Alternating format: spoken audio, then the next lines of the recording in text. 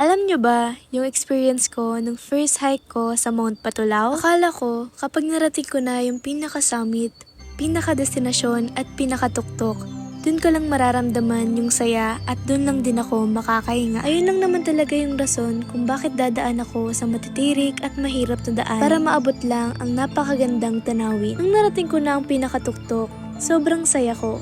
Ang ganda.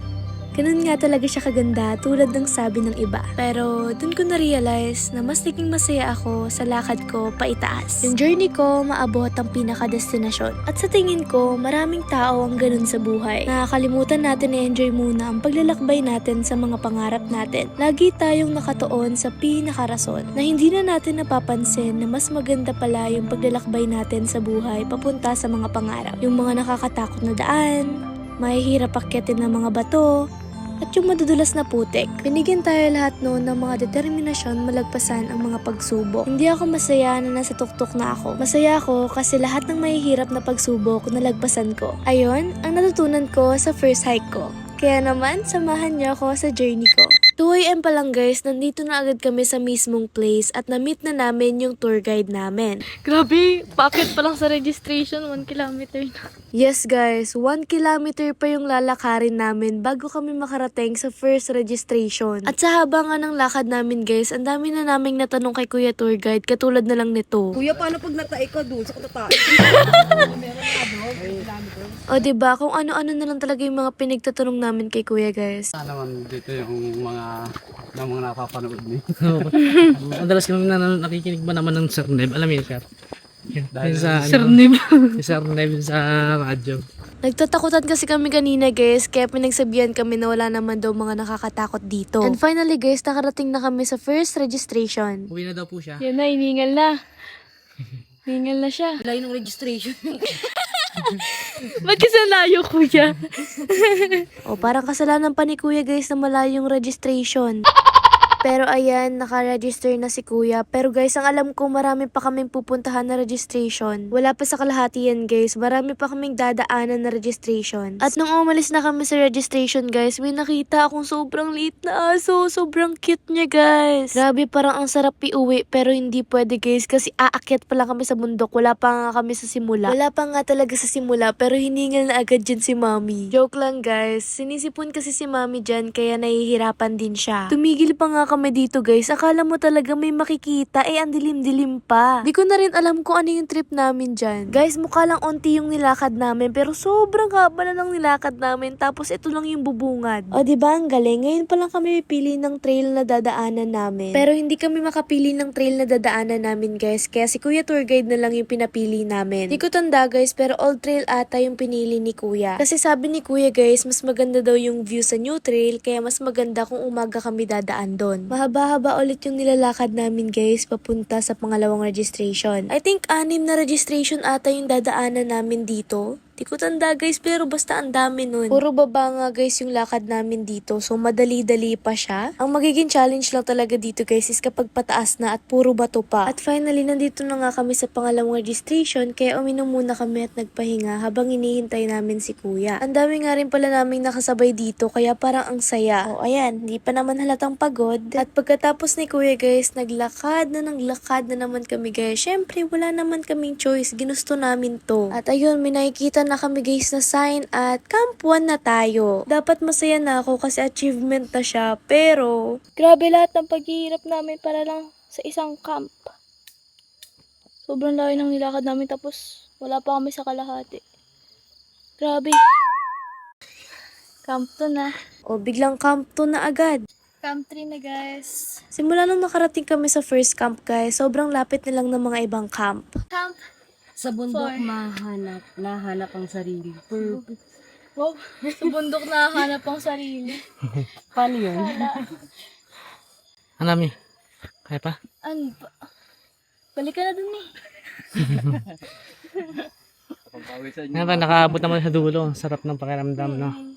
Tama yung sinabi ni Daddy guys, pero sa ngayon, maghihirap muna tayo para makarating sa top. Ang bilis nga lang guys kasi Camp 5 na agad. Sabi ni Kuya guys, yung Camp 1 to 6 magkakalapit lang sila. Pero yung 7 to 8, malayo-layo pa ulit guys. Mahaba pa ulit yung lalakarin namin. Camp 6 na tayo guys, onting push na lang, malapit na tayo sa kalahati. Mahabang lakad na naman guys, papunta sa Camp 7. So, unti na lang guys. Unti na lang. Sa kalahati. Medyo nakakaramdam na ako ng antok dito guys. Kasi 2 hours lang yung tulog ko. O diba, sinong baliw yung mag-hike ng 2 hours lang yung tulog? Eh di ako. Kaya kanina guys, para akong hinihele kasi parang pikit-pikit na yung mata ko habang naglalakad. Kaya thank God talaga na safe kami ng parents ko. Anyways guys, nandito na kami sa Camp 7 finally. Sobrang haba rin nung nilakad namin guys bago kami makarating dito. Lumiliwanag na rin pala dito guys, kaya nakikita na namin yung view. Nagpahinga lang kami saglit. Tapos, akyat na ulit. Let's go.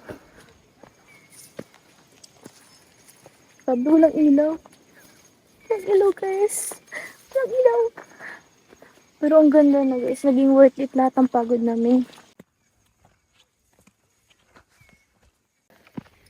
Grabe na, iwanan namin sila Ilubid ulit.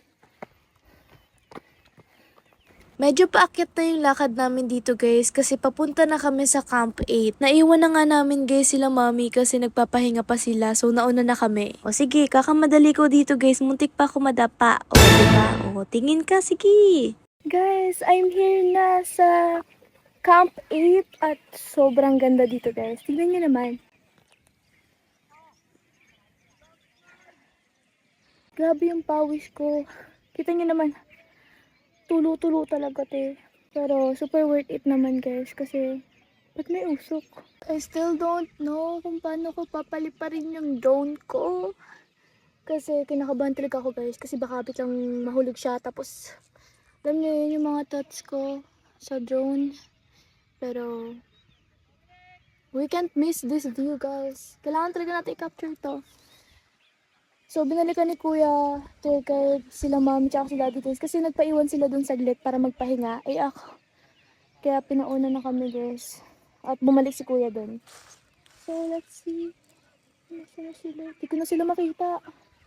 Ako lang nandito guys sa Camp 8. Kanina pa ako sabi ng Peak 8. Hindi Peak 8 yan. Okay. So, here's my view. I feel like this is a big achievement na agad. Feel so happy. Na sila Daddy. Grabe. So kung makikita nyo dito guys, lumiwanag na talaga. Tumaas na yung araw guys. Kaso sobrang liwanag na agad kuya no?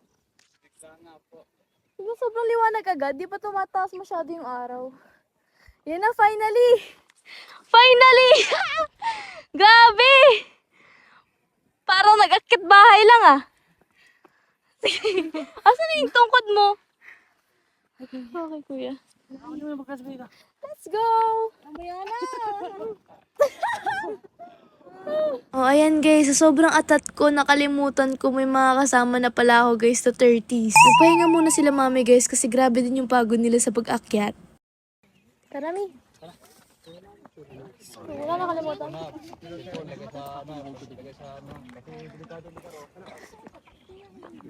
Motor naman. Dandahan po ha. Yan na. Mi, ayan na Mi. Gabi. Walang, parang ano wala kang makakapitan dyan ah. Sa bato ma'am. Parang wala. Ma'am, ang tungkod niya? Parang wala kami makakapitan dyan kuya. Sa bato. Sa bato. Literal nakakapit na talaga kami dito sa bato guys. Pero hindi ako natatakot kasi mas na-appreciate ko na talaga yung view dito. Wala pa kami sa pinaka-destination namin pero guys parang dito sapat na sa akin. Sobrang ganda ng view, sobrang relaxing. So, nasa 9 na tayo. Let's see.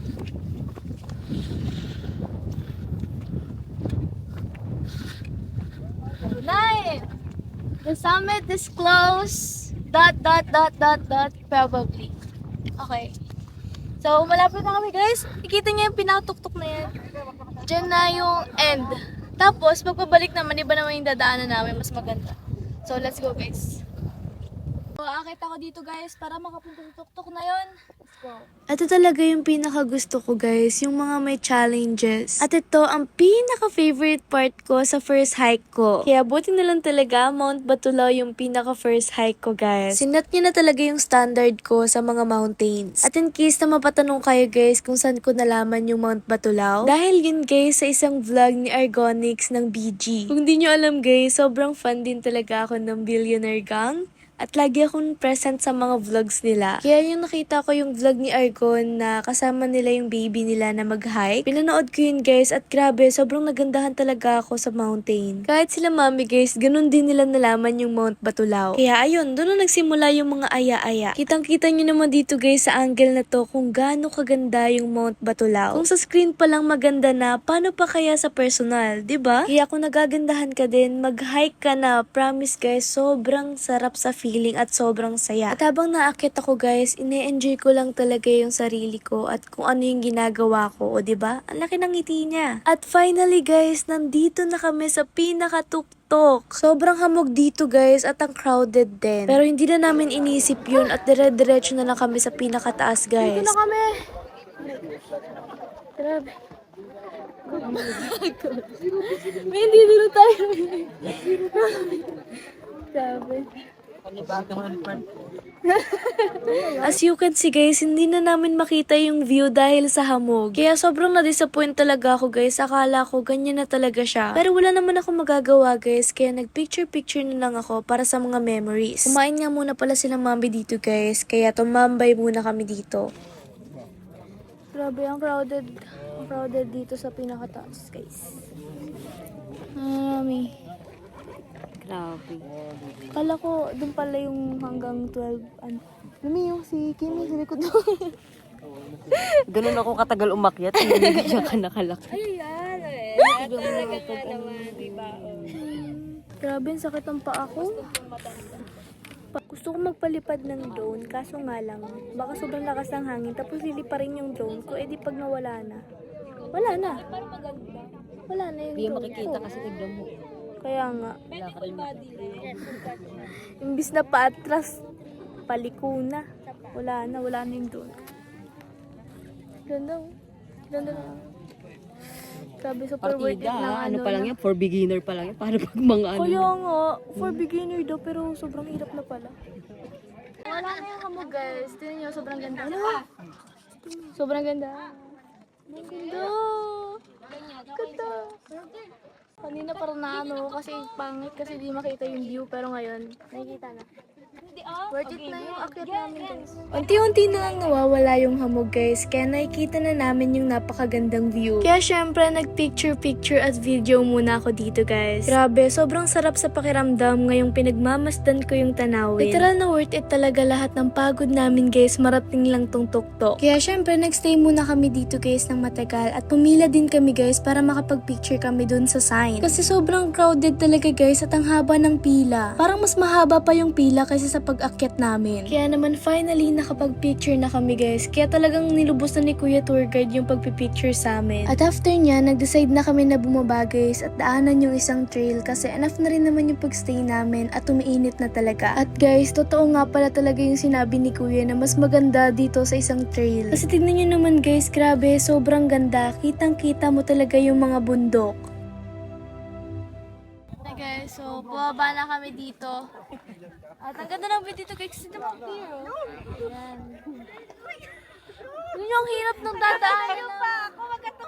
Guys, dadaan ako to.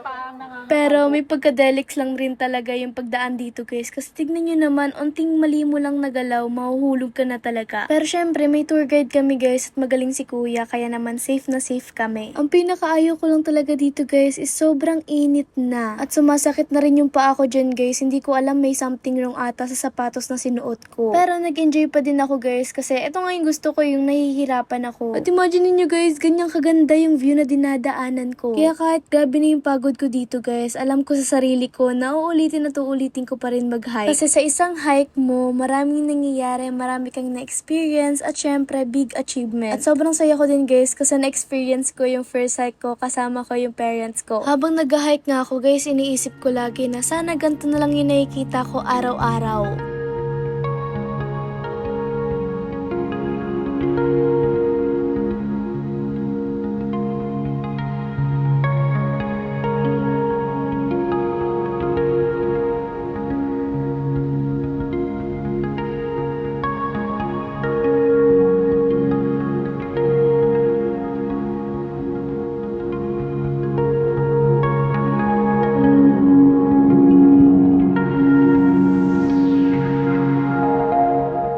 Nakarating na nga kami guys sa peak 8 at dito ko napalili pa rin yung drone ko. Medyo kabado pa talaga ako guys magpalipad ng drone kasi ang dami ko na namang iniisip na baka biglang mahulog kapag nilayo ko sa akin. Kaya puro gantong shots na lang muna yung nakukuha ko guys.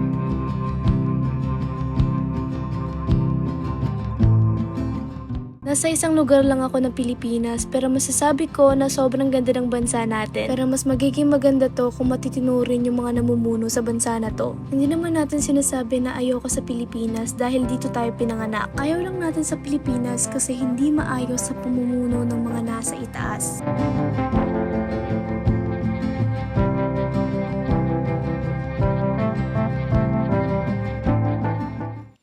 Peak 4 na kami guys. Kunting push na lang.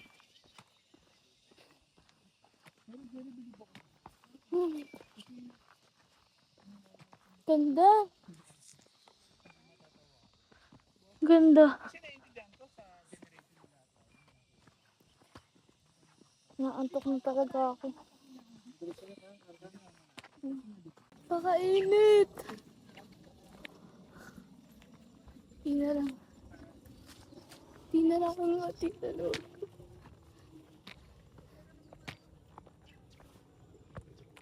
Kanina guys, di ko mapalipad na maayos yung drone ko. Di pa ako marunong. Nakakainis. Kailangan ko pa pag-aralin. O diba, halatang halata naman na pagod na kami dyan guys. At tumagdag pa tong init na to. Babalik na kami sa kaninang pinuntahan namin bago kami umakyat. And, tapos na. Pinalag. Pabalik na kami sa parking guys. Mainit. Onting lakad na lang guys at malapit na kami sa exit. Yes guys, yung exit, yung may makikita na kaming mga kotse, mga may ingay na bahay. Ayun. Sabi nga nila mami guys, dapat daw gumawa kami ng transition ng from this to this. Kasi grabe rin talaga guys yung naging experience namin dito. Pero syempre, uuwi kami ng sobrang saya at may dalang big achievement. Kasi isipin nyo yun guys, gumising kami ng maaga para akyatin ang mataas na bundok. Kahit na sobrang onti lang ng tulog namin. Na-survive din namin yung sobrang init. Grabe galing ni mami. At dito na rin guys nagtatapos ang first hiking vlog ko. Kaya naman guys maraming salamat kasi sinamahan nyo ko sa journey ko. See you guys on my next hikings. Bye!